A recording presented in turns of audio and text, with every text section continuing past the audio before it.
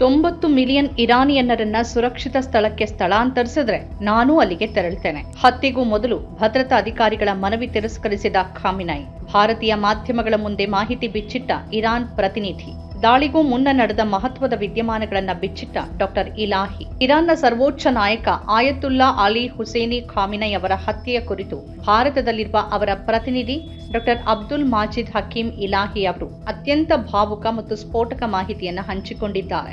Israel ಮತ್ತು Iran ನಡುವಿನ ಸಂಘರ್ಷ ತಾರಕಕ್ಕೇರಿರುವ ಈ ಸಂದರ್ಭದಲ್ಲಿ ಅಮೆರಿಕ ಮತ್ತು ಇಸ್ರೇಲ್ ಪಡೆಗಳು ಜಂಟಿಯಾಗಿ ನಡೆಸಿದ ವೈಮಾನಿಕ ದಾಳಿಯಲ್ಲಿ ಖಾಮಿನೈ ಅವರು ಮೃತಪಟ್ಟಿದ್ದಾರೆ ಅಂತ ವರದಿಯಾಗಿದೆ. ಈ ಘಟನೆಯ ಬಗ್ಗೆ ಭಾರತೀಯ ಮಾಧ್ಯಮಗಳಿಗೆ ಮಾಹಿತಿ ನೀಡಿರುವ ಡಾಕ್ಟರ್ ಅಬ್ದುಲ್ ಮಾಜಿದ್ ಹಕೀಂ ಇಲಾಹಿ ಅವರು ದಾಳಿಗೂ ಮುನ್ನ ನಡೆದ ಕೆಲವು ಮಹತ್ವದ ವಿದ್ಯಮಾನಗಳನ್ನು ಬಿಚ್ಚಿಟ್ಟಿದ್ದಾರೆ.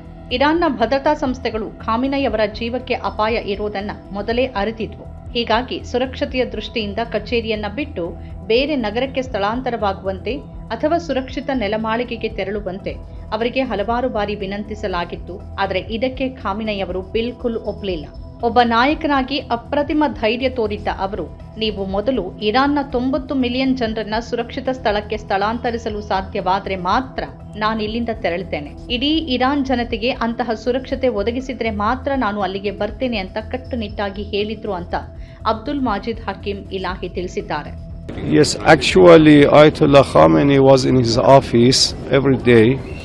And several times the security asked him to move from his office to another city, and he refused. He said, if you could move 90 million Iranians to another city, I will move after 90 million.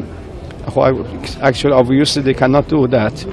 They asked him, we will provide you some basement to be safe for you. Said, if you could provide and build basement for all Iranian, yes, I'm ready also to be after 90 million.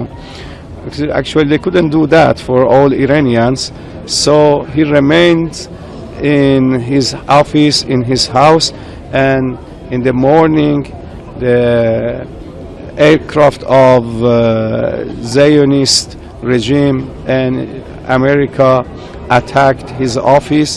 He, with his wife and his daughter-in-law and some of his nephew passed away and martyred.